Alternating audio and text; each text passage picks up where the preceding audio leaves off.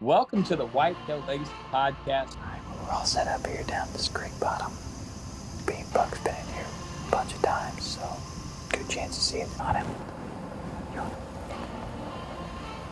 Meh. Smoked him. I think he just crashed, bro. Absolute money, dude. It's 76 degrees out. We just set up 80 yards from a buck and killed him at 18 yards. Here we are. We're set up on this creek that's been absolute fire for the last 8 days. We know a shooter went in here to bed this morning. Meh. Smoked his ass tonight. You get it? That was at 8, dude. That's at 8. Bucked out October 28th. Homie's up for the rest of November. But absolute incredible season. Both kills on hanging hunts, right on the beds, and just making it happen.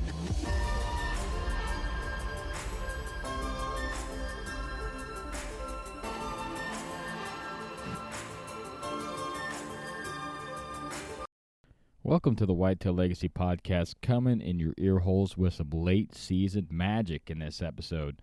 Finally got a buck down, guys. We're going to chat about that story tonight quick and give you an update of what I got coming on the next few weeks. So, next few weeks, I chatted with my buddy Andrew Jordan about his struggles with EHD this year, how he started hunting other properties, kind of what his plans are from the future, and the EHD he's had in the past and what changes he did then to, talking about the landowners all coming together and trying to make a plan to make the EHD not be as tragic as it is and try to get back to where they were quicker.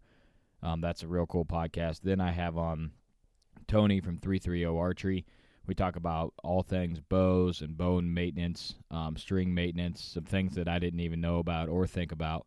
And then we also start off, we talk about crossbow huntings and all kinds of different tangents in that episode, really good. And then I recorded one of the episodes for the season series, going back to the basics, and we started off with gear and gimmicks. I feel like when a lot of people are thinking about getting into hunting, that's one of the first things that they think about is, what am I going to need to buy? So me and Garrett from Last Breath got together and decided what do we think are the absolute basic necessities for bow hunting, for gun hunting, and then some things that would be really nice to have, and then some gimmicks to stay away from for new hunters out there and for old hunters. Maybe you think they work, but maybe it's something that you could think about and maybe save some money to buy something nicer to help your season out in the long run. But that's just what I got coming down the pipe. And then I'm going to be coming at you with a bunch of going back to the basic series, hitting you with a bunch of those episodes and hopefully cover some good stuff off season, get us all thinking about whitetail, going back to the basics and trying to improve our game from the ground up. But again, to the people that make this possible, starting off with Exodus Outdoor Gear. Guys, if you're not signed up for the newsletter, you need to be. Go to their website. The link there is for the newsletter. Sign up for that. They have a ton of news coming out this year. If you haven't listened to the Trail Cam Radio episode, they hint a lot of it in there. But they got a new cell cam, a new Reg SD card cam, and some new arrow options coming out all this year. So they're definitely expanding the elite the crew of trail cameras that they got, and they're giving you more options in the cell cam game and the ST card game. So I'm excited about that. They're all coming with that 5-year no BS warranty, so hard to beat. Finally got to send an Afflictor broadhead, the K2, and let me tell you what, this shot was a little bit farther back than I planned. I'll get into why during the story, but was able to recover this deer the same night. Huge shout out to Garrett from Last Breath. He come down, helped me recover this buck, was able to get it out the same night and not have any coyote damage. I was very worried about that. Would have let the deer set overnight, but we did the right thing. He was dead in its bed, so we waited him out for quite a while and went in there, but was really worried about the coyote damage being a huge factor. But oh yeah, also check out Tony from 330 Archery if you're in the market for some new strings. And that's it. Yeah, that's it for the ad read. So let's get into the story. So starting off, let's go all the way back to the springtime. I'm on my permission piece. It's a 38 acre piece, mostly CRP with a small strip of timber.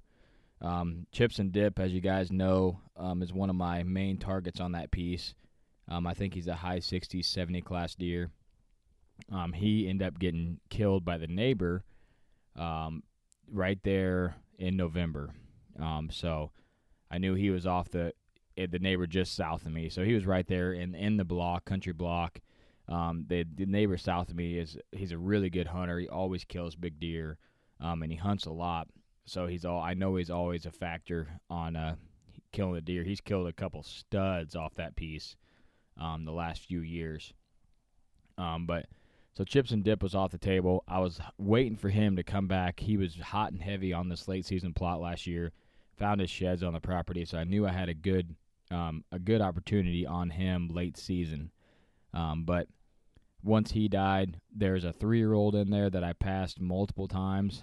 He's a 10. He's probably, I don't know, he's probably in the 120 range. I passed him in October and November. This is a good deer, but not what I was looking for at the time. And then there's a wide 6 who's barely, I mean, it's crazy wide, probably 20-inch, 21-inch wide 6-pointer with probably 20-inch main beams on him. Crazy cool looking deer. And then there's a 7-pointer, and then there's a buckeye shot. He's a mainframe 8 with some base kickers. He's got 11 scoreable points, over an inch. But he's a mainframe 8, and not a lot of history with this deer. After I posted the pictures, the neighbor actually said that he missed this deer in November. He thinks it's a mature deer. It's one that he was targeting. He had killed Chips and Dip and had a second bow tag and was going to go ahead and take the opportunity at this deer and miss this deer. And I was able to harvest him. So I went in, but getting back to the spring, I went in, and this area is, I can't do a lot to the ground. It's in a CRP program, but there's certain areas that are set aside that I can plant plots in. And I asked the landowner if I could plant a plot in kind of this low bottom area. And he said, yeah, I don't see a problem with that. So I planted a plot. The first year, the plot it was beautiful, man. It was just the throw and grow plot from Whitetail Institute, and it got knee high. I did throw some radishes in there with it. It's that brassica turnip radish mix, and it just looks absolutely beautiful. And then this year, I got in there too late, and the weeds had kind of taken it over. And I was kind of devastated when I pulled up to that plot late in the year.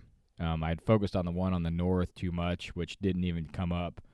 I planted a chicory blend up there, and it came up, and we just didn't get any rain, and it died off real quick. But I planted that plot, and I didn't get it near as big as I did that first year. So it was probably a 1/4 acre, maybe. Probably not even that big. But I got a good stand on it. There's 2 scrape trees out there. The bucks use them a lot. Does feed out there some. But this property don't hold a lot of does. But the way that I hunt it is I keep the pressure off it during shotgun, and deer get pushed up in there, and then they stay late season when they find that food. So I knew this deer had been in there, but like I said, I didn't have a ton of history with them. Wanted to get a good eyeball on him. And that plot, like I said, didn't turn out the best, and that was on me. I got in there too late. I sprayed it, didn't disc it, sprayed it down to nothing, went in there. In the area in front of my stand, probably 100 feet by 75 feet, I raked, because it was kind of a stemmy vegetation that had grown up.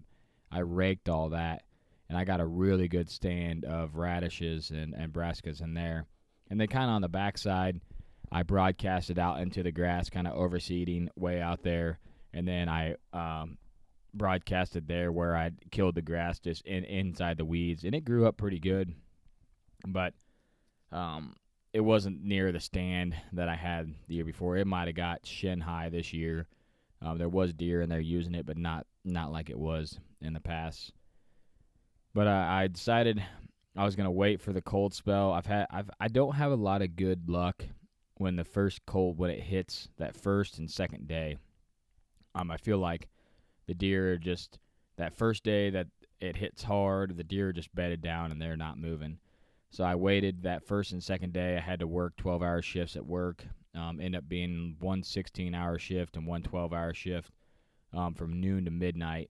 So my evenings were pretty well shot. I didn't want to get in there in the morning because I feel like the way I access it, I would bump deer off the main feed field. But I decided to evening hunt only.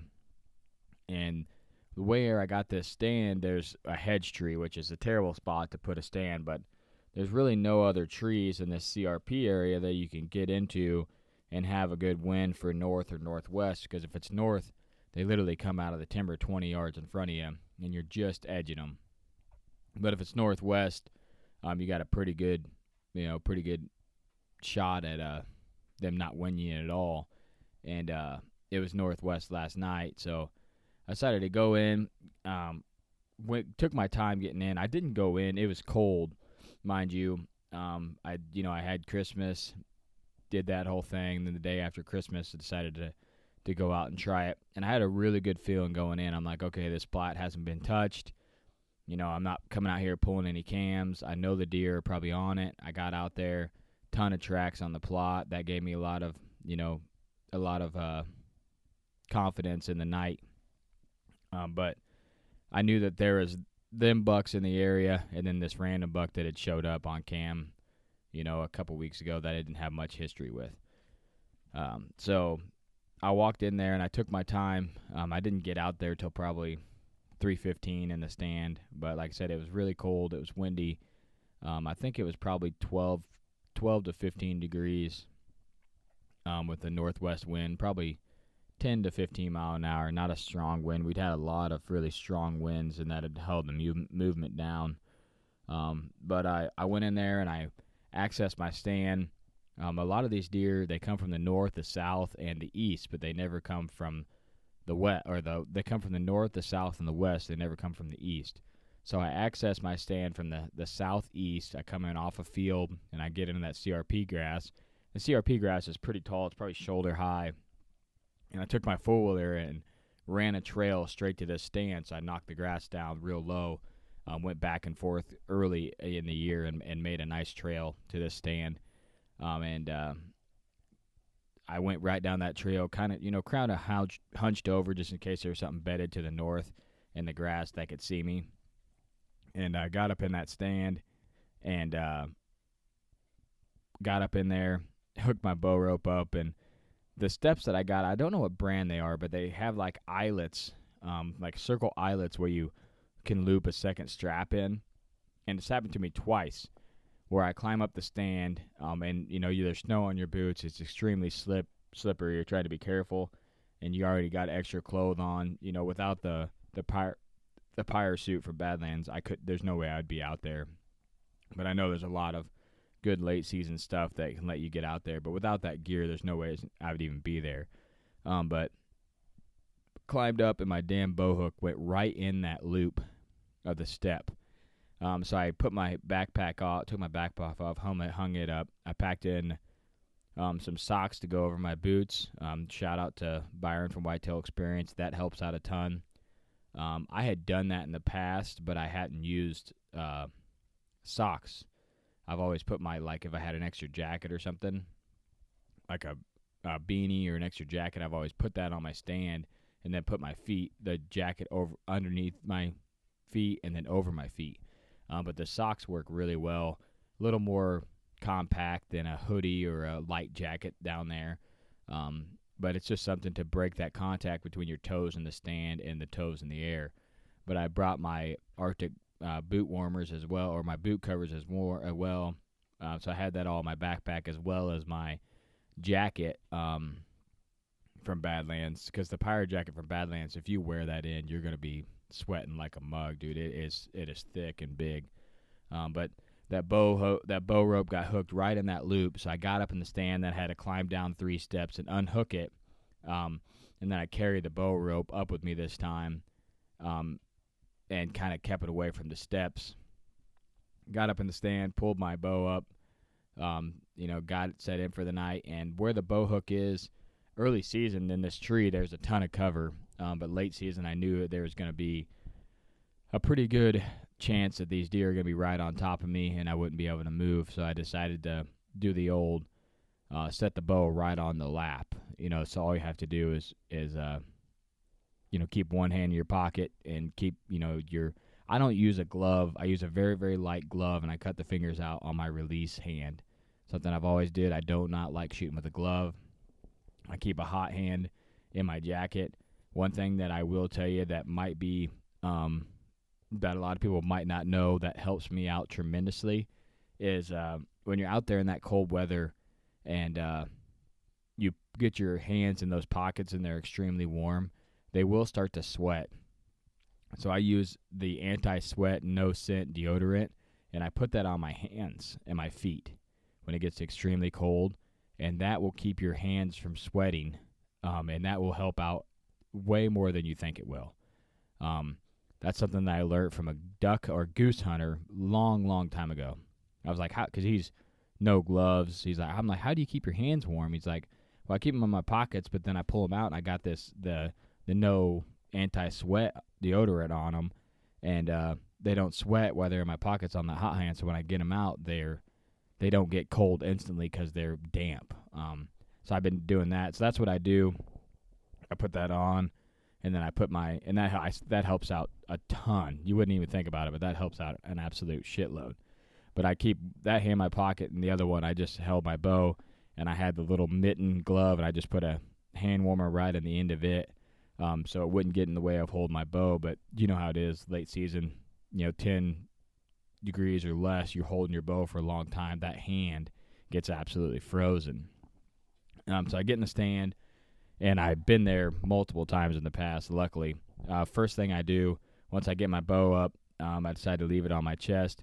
I got the jacket on. I decided to take off my bino harness and my rangefinder because it's just with the jacket on, the harness, and all that, the late season, it's just too constricting. So I just decided to take it off, put it in my back pocket, and I'm like, well, before I take it off, I'm going to pop some ranges, and see what I got. Well, my rangefinder battery it's flashing every time I click. But I had been there multiple times. I knew the range is pretty good. But what I did was I took that rangefinder out off the hook and put it in that pocket with that hand warmer. And after about 15 minutes, I was able to pull it out, and it did end up working. I did range a few spots where I think the deer would come in. I ranged one, it was 45. And I'm thinking, okay, man, if I got to, that's a long shot late season when you got a bunch of layers on. A lot of people say they shoot their bow all the time, but when late season comes around, I don't shoot my bow as much as I should. It's inconvenient. It's cold. You're going through gun season. You're worried about that. Then you're back into bow, and then you're back into gun again. Then you're into muzzleloader. So you don't shoot your bow as much as you should. I did take a few shots before I left the house. Felt pretty good about it, but still it's not in a stand with all your gear on, hooked up, ready to go.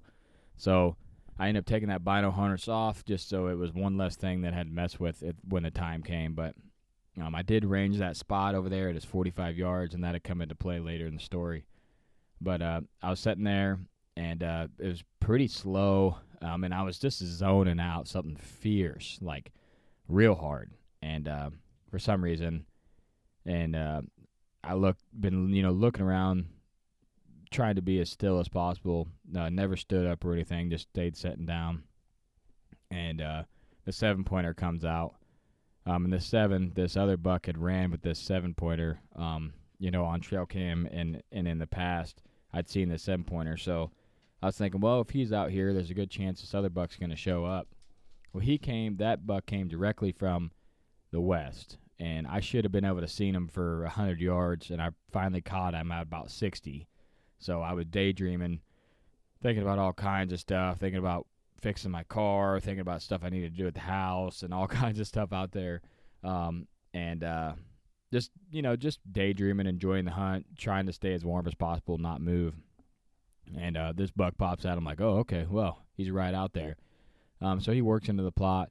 He feeds on the very far end, and I got 2 scrape trees in this plot, and they're natural scrape trees. They're just trees that I left in there when I had the plot made, and they're tall. I need to kind of trim out the top of them because they inhibit my shooting a lot. And that's what that deer, he was on the backside of that tree for a long time, and then he worked into 25 yards and was feeding, and had those boot covers on, and I kind of picked up my foot and moved it a little bit, and it squeaked, and he looked up in there, and that was a good sign that, hey, if there's a buck comes out, I can't make any noise at all. Or these deer, they're gonna, see me moving, hear me moving up here, because late season with the snow on, it just seems like everything's so quiet. But he's pawing out there, and you can hear him pawing in the snow, and I'm watching him. And something like a stick snaps from the south, the southwest, and he watches over that way for a long time, probably 45 seconds, minute, then goes back to feeding, and then picks his head up again, looking over there. So I'm binoing over there, as slowly as I can, as this deer is not looking at me now. He's looking over there. And here comes this buck, and I get a glimpse of him. Like, he's in the timber. He's looking really good. He's got a slight front left leg limp, but nothing that would be detrimental to him for the year. He was still thick-bodied, thick-necked, but it wasn't anything that was going to kill him. But he definitely had an injury on his front left leg, but he would have made it through fine. But he was limping out, and he worked out and worked in, crossed the creek, and I got to watch him a long ways and decide that I was going to shoot him before he even hit the plot. And he came out to the plot, and he came out in one of those spots I ranged right at 45 yards and was standing broadside, and I could shoot there. And I'm thinking, well, there's my opportunity right there. 45 yards, he's broadside, he's feeding. Wouldn't be a bad shot, but most of the deer tracks were in that better part of the plot. Like I said, that was in that 20 yards close to the stand, but 100 yards or 100 foot long. So the heaviest traffic on the plot was 20 to 50, but closer to me. So I'm thinking, man, the odds of him coming in to 20, 30, 40 over here is way better than, especially if nothing happens, he's just out on the plot chilling. So he's out there, he's out there feeding. That 7-pointer kind of sees him, goes up there. They tickle the horns for a little bit out there in the plot and gave me a show, which was kind of cool. Nothing aggressive, but just, a little bit of fighting there, a little bit of getting that testosterone out at the end of the year. And this is when it gets kind of crazy, kind of Western. The whole time I was hunting this after it happened, I was thinking about my good buddy Clint McCoy when he's like, you got to get a little crazy out there on these deer to get it done late season. You got to get a little wild and go after them. And that's kind of what happened here. Was they're out there feeding and just doing their thing. And my damn dog in the background making hell noise. Sorry, guys. And all of a sudden they rip their heads up and they look to the west, the northwest. And that's the opposite direction that I'm at. And I'm like, well, I'm going to take this opportunity. I've had my bow laid down. I'm like, okay, I'm going to take this opportunity. I'm going to stand it up and hold it now. So it's just resting on my leg, and I'm holding it. And they look over there, then they go back to feeding. And then they look over there again, and they're real alert this time, both of them. And they take like 2 hops, and I'm like, what the heck's going on, And the 7-pointer, he's at range. He's at like 25 yards broadside. The one I want to shoot, he's at probably 35, but he's behind those 2 trees that I was talking about. And then there's a third buck that was just getting ready to come out in the plot, a smaller buck. And all of a sudden, those deer take off running. And I'm full draw at this point, like, oh, what the hell? And I'm going, Matt, Matt, Matt, just screaming at this buck. It doesn't stop, doesn't do anything. And I'm wondering what the hell is going on. And right as they clear the plot, 2 coyotes come right out, and they are right after these deer. They are full-blown chasing these deer, trying to eat these things. And there is a ton of coyotes on this property. There's a ton of pheasants and quail and stuff, and there's just an absolute ton of coyotes in the area. But I've never seen a coyote full blown chase a deer like they were that night. So the deer runs out of the plot, does a takes off, and I'm thinking, well, it's done. It's over, and he does a circle back, which I don't know. I just hear something running through the snow. The snow is crunchy. I just hear something running through the snow, and I look over there, and it's the buck that was just on the plot, and he's coming back, and he's almost on the exact same spot that he ran through the plot the first time. So he's going to be at 25 yards. I got probably a 30-yard gap where I can shoot this deer, and I'm going, Matt, hey, just yelling at this deer, loudest I've ever yelled at a deer. And he finally slows down, like the last 10 foot I got. And the last 10 foot, he slows down. I put it on the front shoulder and pull the trigger, and I hit him back. Not a very good shot, to be honest with you. He was walking, but he wasn't moving fast. And I don't know if I swung back a little bit or he's moving faster than I thought, but he caught me off. He caught me, I wasn't prepared because I just was kind of pissed that I got bumped off, and now they're running back into my life at full tilt, and I'm thinking, okay, here's my opportunity. I got to get it done. Drew back and made the shot, and like I said, it was back. I did get up in there and get some stuff. Thought about the shot. The one thing that really surprised me was after I shot him, he only ran like 40 yards, and he stood there. And I got to see where I hit him and stuff, and I'm thinking, man, that's back. It's not terrible. He's acting real funny. That other 7-pointer is long gone. Crazy thing is when I shot that deer, he went north, and that 7-pointer kept going back towards the west where they came from, and those coyotes followed that 7-pointer and didn't even know that I had hit that other deer. He was like invisible because he wasn't moving. So he ran 40 yards, and then he just stood there. I couldn't get another shot in him. He was probably 65, 70 yards at this point. Could not get another shot at him, and he stood there for probably 25 minutes and did not move. Tail tucked, hunched up. I know exactly, I'm like, okay, I'm back. I know I've been here before. It's not where you want to be as a hunter, but stuff happens. And could see where the arrow went in. I'm thinking, well, if it's a good angle, I got up there and I got something, got some arteries, got up in there deep enough with the arrow to get some good penetration to get up in the goods the way he was angled away. So I watched him for a long time, like I said, and then he would take 3 or 4 steps and then he'd stand for another 5 minutes. And then he'd walk another 10 yards and then stand for 5-10 minutes. And every time he took a step, you could tell that he wasn't feeling good. He was kind of head wobbling, real lethargic.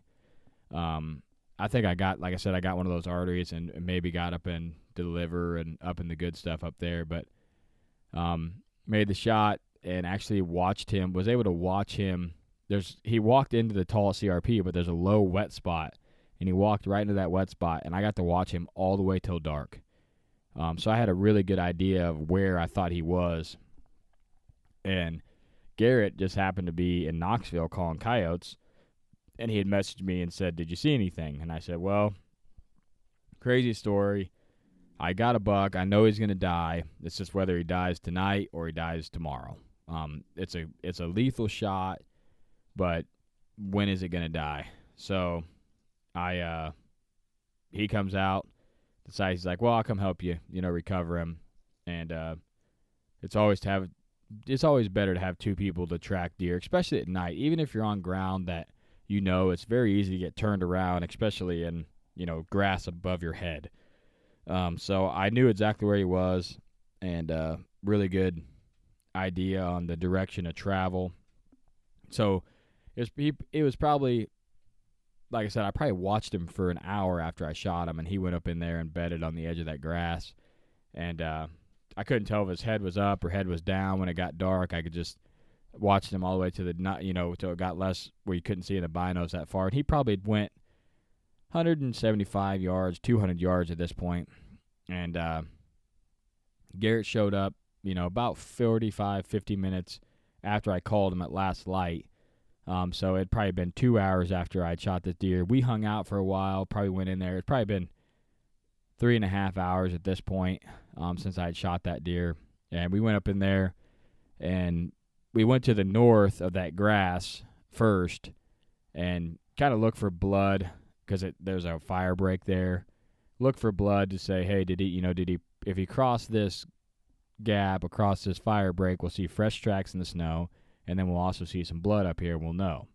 Well, there's no blood up there, no tracks, and after looking at the maps, I thought it was a shorter walk, but Garrett was like, man, we got to look at the maps, and he looked, and he was like, no, it's definitely shorter from the bottom, and he was right.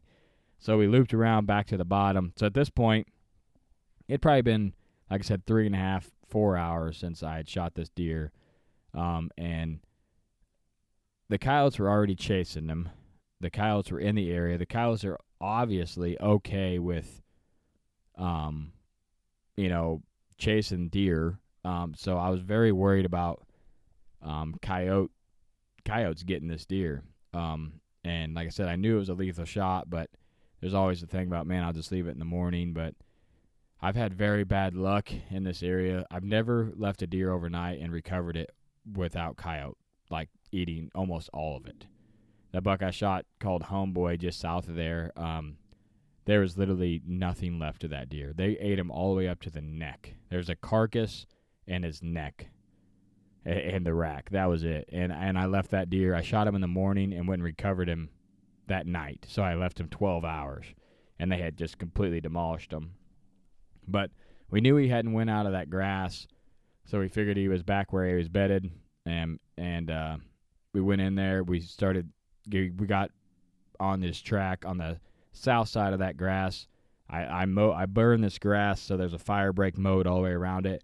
So we went to the south fire break where he crossed, got on some blood, followed it up there, about to where that I seen him, and we found a pretty good blood spot where he'd stood for a while. Looked like he had not bedded, but maybe fell down and then got back up. And at that point, I'm like, okay, good blood. He's fallen down. He's got back up. It's not going to hurt if we push up in the grass a little further. So I decide that I think he's going to be further towards I found a lot of beds and sheds further towards the west. So in my mind, I'm thinking, okay, that's probably where he is. So we started walking west. We did a circle in that grass, and man, that grass with the flashlights, you can't see very far in that stuff. And we didn't go hardly far at all. And I was almost to the point where it was like, man, let's just wait till tomorrow. Probably, you're in there. You're like, you're always like, oh yeah, we'll be able to find him in that grass, And we found some pretty good blood. But after he'd kind of fallen down and got back up, we had a couple good tracks to go lead off of. But I think that was when he had fallen down and got back up. That was just seconds before he'd actually died. It was that he's going down kind of thing.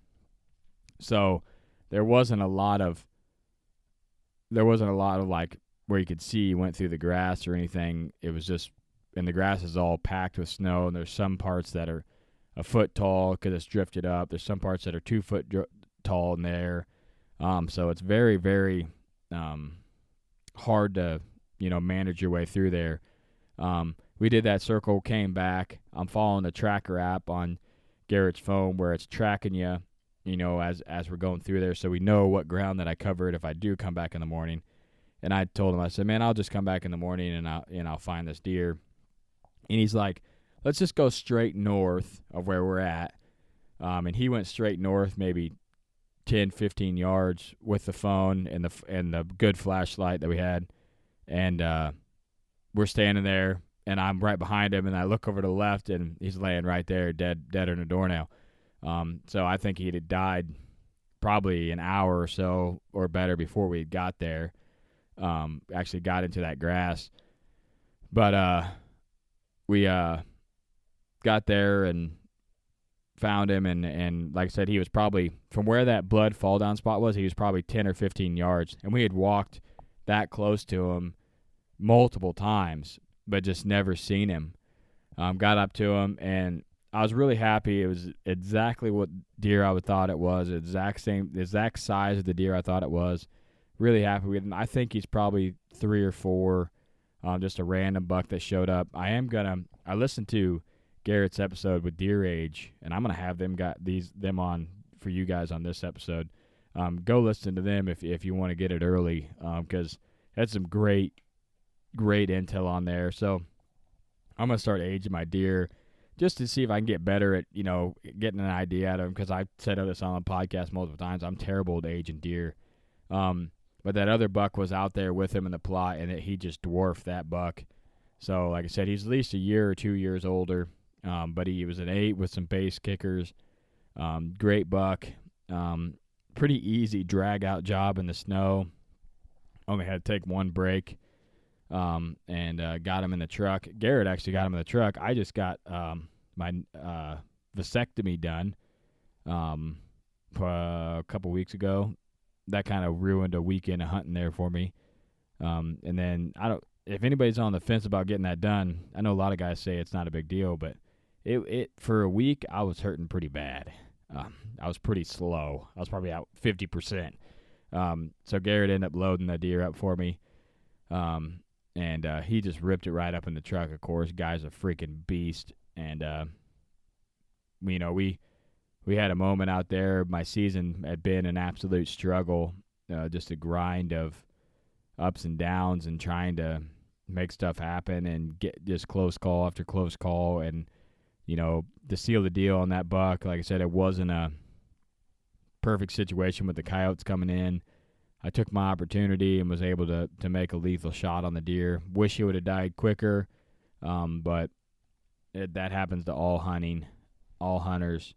But it's a dead deer no matter what. I'm incredibly proud of this deer because it was just the year of almost and hitting limbs and full draw on bucks, and a lot of my good deer got killed this year. So I lost a lot of targets, but that's everybody out there. But it was just it was a grind. People say, "Oh, I'm out here grinding." This year was a grind for me more than it has been in the past 7 years of shooting bucks. It's been, besides the freeze year. Freeze year was a grind, and then I ended up killing him. But that it's just one of those years where you struggle down to the end. You kill a buck on December 26th, that's the latest I've killed a buck. So, like I said, I'm incredibly jacked. I appreciate all the messages. People knew that I'd worked my ass off this year, but that's one thing about hunting is it's just like life. Hunting isn't fair. You can work your ass off, put more time in the stand than anybody, understand how the deer are using the property, and just get dealt shit hands. I was all over deer, seen more big bucks in a season than I ever have, but never had them, hit the limb on one and passed a couple really good ones, and then, just missed opportunities. Maybe I should have took the shot, and I was gun shy because I hit the limb looking for a perfect opportunity, and then just out of range on a couple and making errors where other bucks see me, and I didn't know they were there while I was trying to call to another buck. Just a lot of bad. So I'm call this the good luck buck, because I finally had a stretch of good luck where the situation wasn't perfect, but luck was on my side out there, and good Lord was on my side to be able to help me, get a buck down 8 years in a row here, with it killing a buck or 2 or 3. So able to keep the streak alive, but just barely by just a couple days. So pretty interesting season, but I still got some time here. I still have some shooter bucks. I'm going to be hunting, definitely going to kill another doe or 2 off the piece that they want the does eliminated. Have took a doe off it, but I'd like to take a couple more for the farmer.